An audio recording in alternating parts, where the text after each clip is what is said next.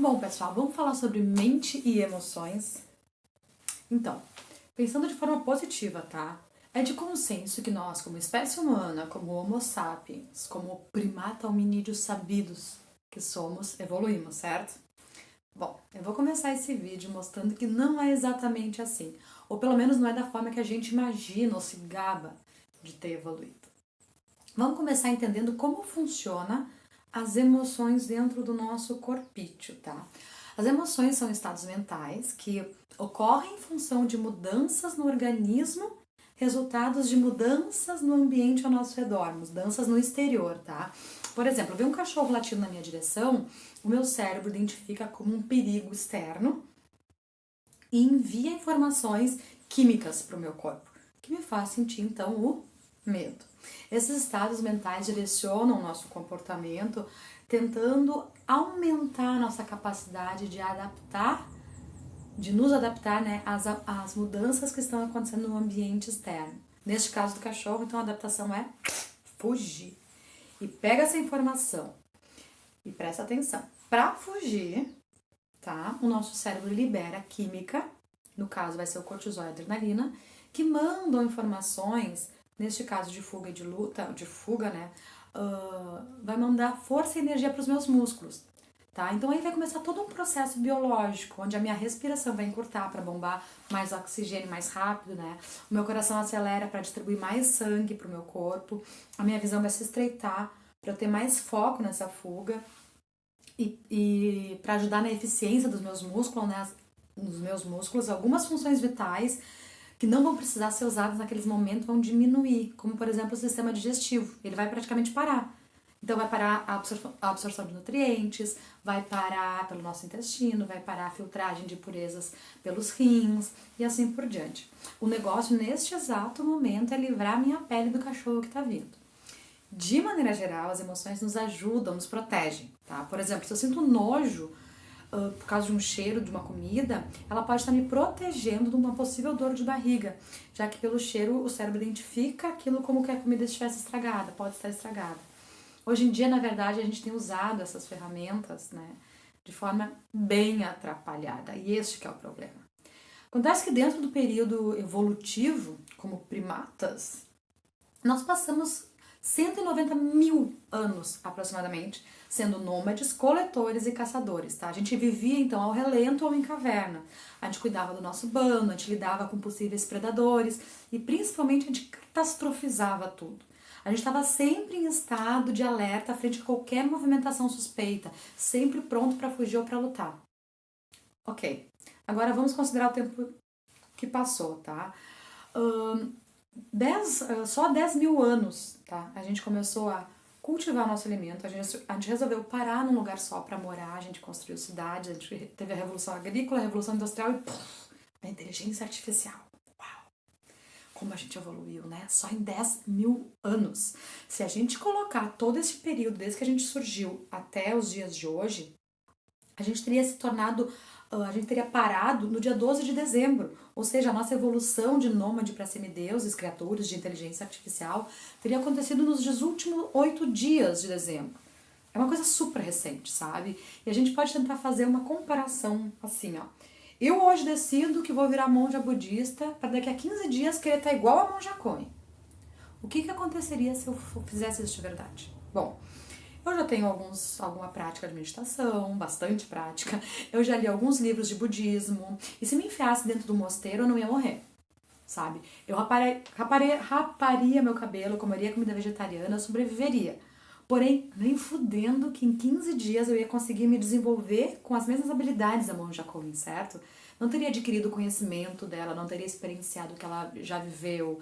Provavelmente as minhas atitudes, a forma como eu penso, como eu ajo, meus horários de fome, de sono, seriam iguais ao meu antigo cotidiano, saca? Então, guardadas as proporções, tá? O nosso cérebro passa pelo mesmo problema.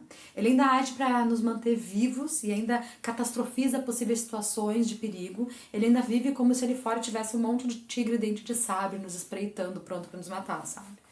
Mas nem sempre essas emoções nos levam às melhores ações possíveis dentro do atual contexto. Na era do gelo não se podia desfrutar de um bom dia sem pensar que no outro dia viria uma rajada de gelo nos matar. A negatividade era boa, era funcional.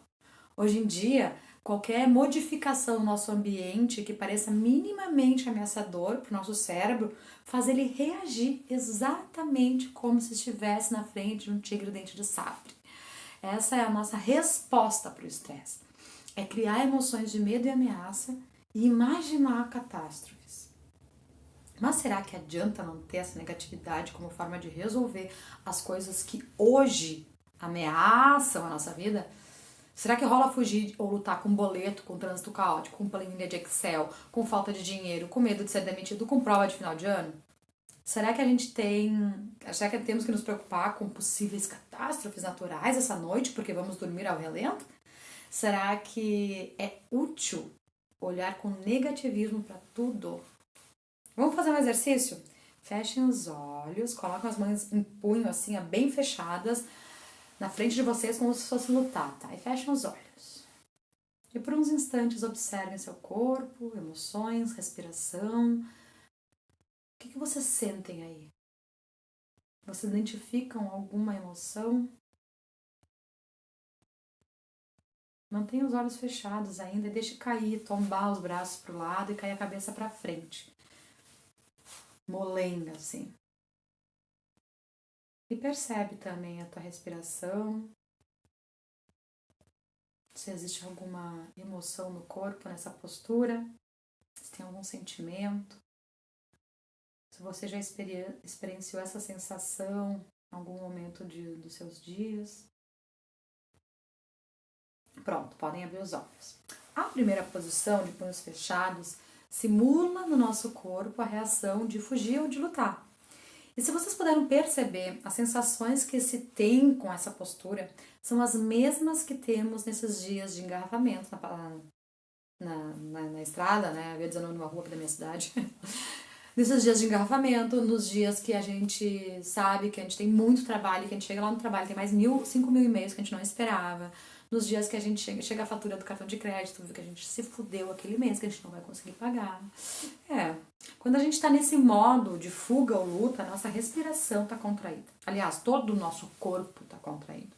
A gente parece que tá a ponto de explodir, sabe? De mandar merda pro primeiro que cruzar na nossa frente, descontar a primeira pessoa que a gente vê. A gente tá tipo de guarda, sabe? Esperando a hora para reagir frente ao mínimo sinal de perigo. No nosso corpo, nessa situação, a parte chamada amígdala, antigamente identificada como cérebro reptiliano, está prontinha para reagir, enquanto no nosso maravilhoso e desenvolvido córtex pré-frontal, onde toda a magia do raciocínio, da criatividade, da resiliência, da empatia, da capacidade analítica funciona, está com a chave geral desligada. A gente nessas horas está pensando só no nosso umbigo, a gente não está pensando em ninguém. Não existe compaixão, pelo menos nos próximos segundos. Nunca. Isso porque assim como se estivesse fugindo de um tigre dente de sabre realmente, a gente está no modo de alerta, no modo de salve-se quem puder, sai da frente. O cortisol, inclusive, está bloqueando nos nossos cérebros os receptores de ocitocina, que é um hormônio que permite a gente sentir amor. E é por isso que muitas vezes, quando a gente está louco lá no trânsito, brabíssimo, a gente não tem a mínima paciência de perder 3 segundos para deixar uma pessoa passar na nossa frente. Porque a gente está em estado de salve-se quem puder. E por mais que talvez alguém tenha se sentido empoderado com essa postura assim, que no princípio pode parecer a de um herói e realmente serve para lutar, né? Com o tempo ela é insustentável, afinal ela é uma reação rápida para se livrar de um perigo, de um problema eminente. Pensando no que eu falei aqui no início, sabe? Quando a gente entra nesse modo de fuga ou luta, o nosso metabolismo diminui as funções. A absorção de nutrientes baixa, a filtragem e eliminação de toxina diminui. E somando isso ao fato de que os hormônios cortisol e adrenalina que vão para os nossos músculos não são devidamente utilizados, porque no final das contas ninguém corre, né, de verdade, ou luta de verdade quando está numa situação dessas, a gente pode começar a desenhar uma ideia de como a gente pode desenvolver inúmeros tipos de doenças se estivermos constantemente em situações assim. A gente devasta a nossa saúde mental e também a nossa saúde corporal com isso. Agora vamos considerar a segunda postura, tá? Aquela mole. Ela simula outra resposta, que é a de congelar. Tipo quando a gente vê uma lagartixa na parede, que ela fica ali parada, fingindo camuflada. Pelo menos, né? Opa, vou deixar o perigo passar. Essa é uma resposta com menos pressão no corpo, né? Do foge ou luta, mas é equivalente a desistir. É equivalente à depressão. E depressão, que muitas vezes é visto como uma falta de perspectiva ou confiança no futuro, acaba alimentando círculos viciosos de possibilidades de ameaça e medo. Além do que, desistir também não é uma forma de solucionar os problemas, né, gente? Desistir de ir atrás da grana não vai fazer com que a fatura do cartão de crédito se pague. Desistir de sair de casa para sociabilizar não vai adiantar para você que tá meio down e precisa de um afago de um amigo. A reação de fuga e a reação de luta se desenvolveram para trabalhar os perigos físicos que corríamos quando tinham, durante 190 mil anos, quando realmente a gente andava por aí e temia esses perigos. Mas não são efetivas para nos livrar dos perigos emocionais ou do estresse emocional que a gente vive hoje em dia. E isso que não entramos no tema da maravilhosa capacidade que a gente tem de simular situações ou relembrar momentos e permitir que toda essa função bioquímica ocorra no nosso corpo, com um simples pensamento. Vamos fazer um teste? Então, fecha seus olhos aí. Imagina com o maior número de detalhes possível que você está no sofá da sua casa. Você se levanta, faz o caminho do sofá até a geladeira.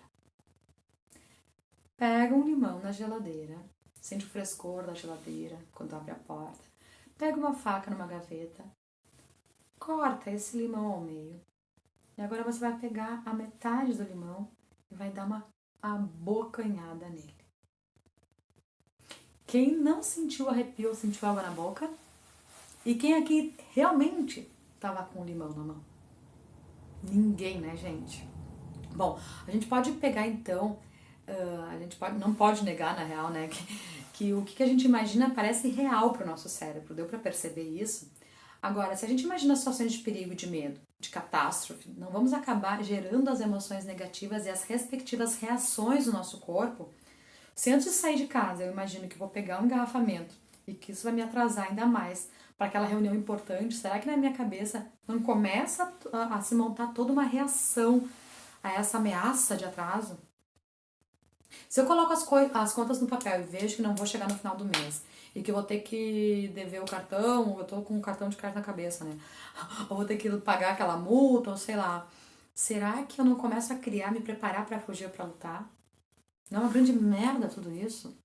Bom, pode ser, dependendo do seu ponto de vista. Tem um ditado budista que diz que quem é o seu maior inimigo?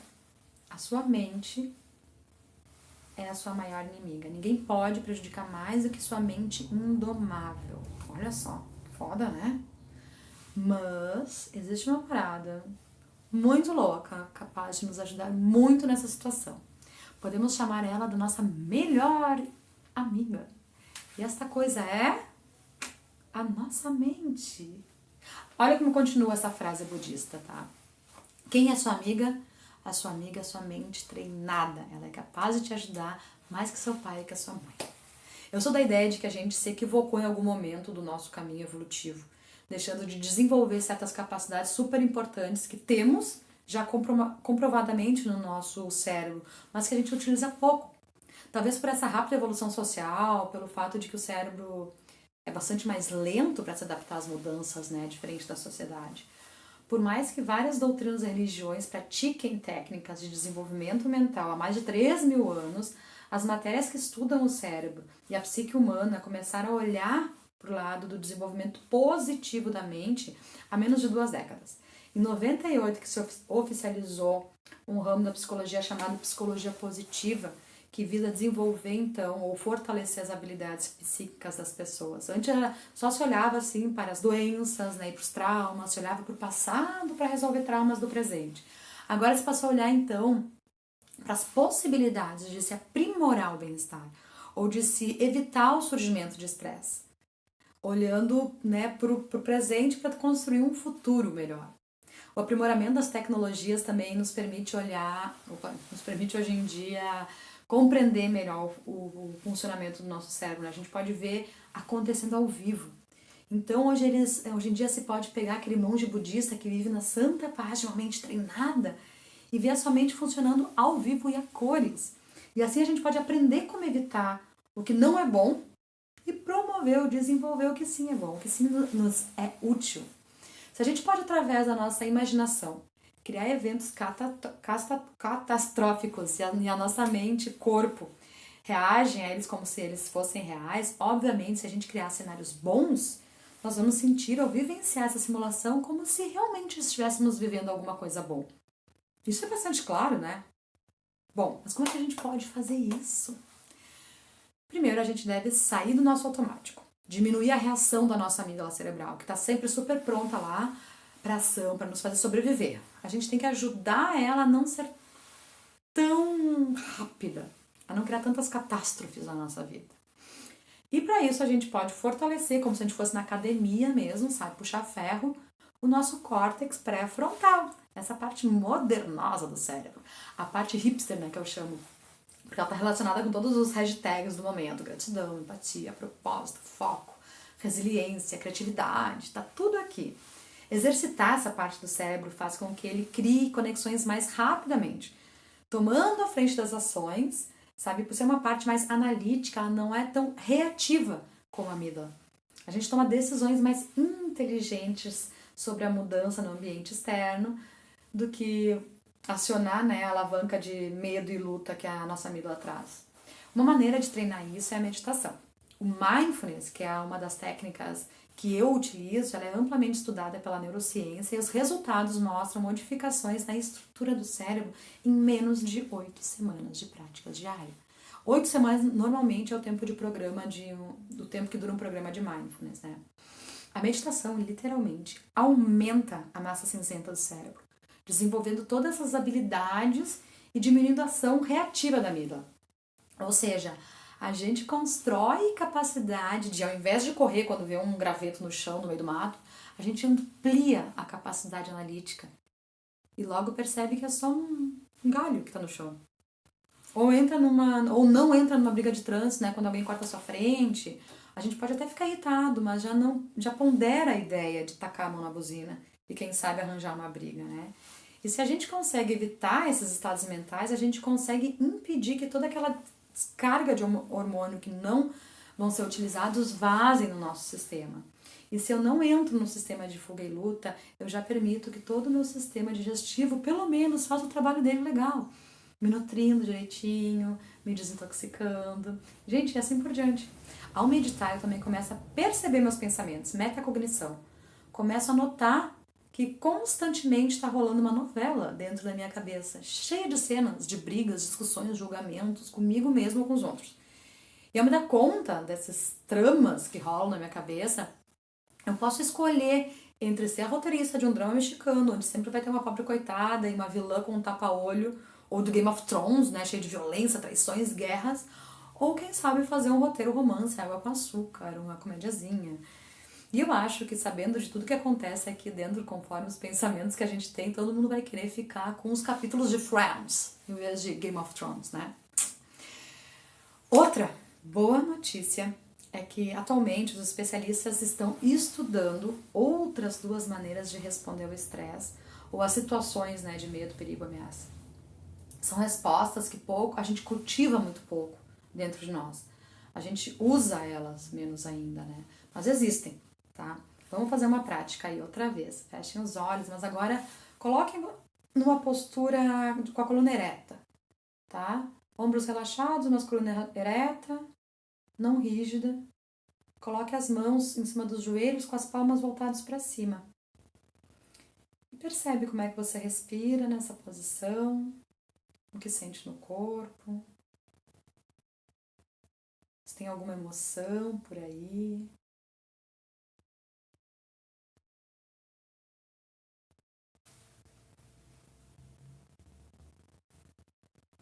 E agora, sem mudar, sem abrir os olhos, leve a mão para o coração, uma ou as duas. E simplesmente note a sua respiração, seu corpo, o que você percebe aí, se existe alguma emoção. Ok, pode abrir os olhos. A primeira posição, com a mão virada de palma, com as palmas para cima, simula uma resposta de atendimento, tá? Que é qualitativamente diferente de fugir ou de lutar. É uma postura, uma resposta de atender, de olhar para aquilo, sabe? Ela propõe uma atitude de estar atento, desperto, ainda que mantendo a calma, sabe? Tá olhando para o que está acontecendo, mas com calma. A gente está aceitando o que está acontecendo. A gente pode entender esse estado como atenção no corpo e no cérebro, sabe? Com uma atenção plena, que vem a ser a tradução de mindfulness, né? Nesse estado de atenção, a gente consegue responder de forma mais completa, mais criativa. A gente está utilizando todo o nosso cérebro. A gente pode respirar lenta e profundamente, tá? Tendo completa noção das coisas que estão ao nosso redor. O nosso córtex pré-frontal está ativo. O nosso sistema de alerta da amígdala cerebral não tá. Não existe um monte de hormônio pulando dentro do nosso sistema. Na resposta de atendimento, a gente não tá passivo, mas a gente está acordado. O cérebro relaxado tem mais amplitude de visão, não foca na fuga, sabe? E assim a gente tem mais possibilidade de percepções de respostas, sabe? A segunda opção, que é com a mão no coração, ela cria uma reação amigável. A gente pode pensar nela como uma espécie de compaixão, autocompaixão. A gente não está só presente para o que está acontecendo, né, naquele momento, presente para o estresse, para a dificuldade, mas a gente também está atenta, procurando saber sobre nós mesmos, sabe? Preocupado sobre aquilo, sobre o que está acontecendo, sobre os processos, aprendendo a ser mais amigável com as dificuldades que estão acontecendo. Uma das premissas que eu ensino quando eu dou os cursos de meditação é que a gente tem que ser mais amoroso com a gente mesmo. A gente tem que se aceitar melhor, a gente tem que permitir errar, a gente tem que aprender com mais amor, sabe? E se... desculpa. E sendo assim, mais amorosos com as dificuldades e conosco mesmo, a gente começa a aprender através das nossas emoções, através da nossa voz interior e agir de forma apropriada para solucionar as situações. E nesse processo a gente começa a se preocupar mais pela gente mesmo e também pelas pessoas que estão ao nosso redor. Olha que lindo! Fica bastante claro que essas duas respostas são mais saudáveis e sustentáveis para lidar com os problemas que nos ameaçam nos dias de hoje, né? Elas não envolvem uma agressividade, uma força muscular, uma imediatez. A gente desenvolve essas atitudes através do mindfulness, oferecendo para o nosso cérebro opções novas, mais eficientes para lidar com as mudanças no ambiente externas e o surgimento das nossas emoções. Então, vou fazer uma brincadeirinha agora, tá? Vamos voltar para as 4 posições. Primeiro, punhos, fecha os olhos e repete para você mesmo. Eu estou calmo. E vê se combina com essa posição do seu corpo. Agora deixa cair as mãos, a cabeça, fica molenga e repete mentalmente. Eu sou capaz. E vê se combina. Agora busca a posição ereta, mãos sobre palmas para cima, sobre os joelhos. E mentaliza, eu estou super estressado. E vê se combina.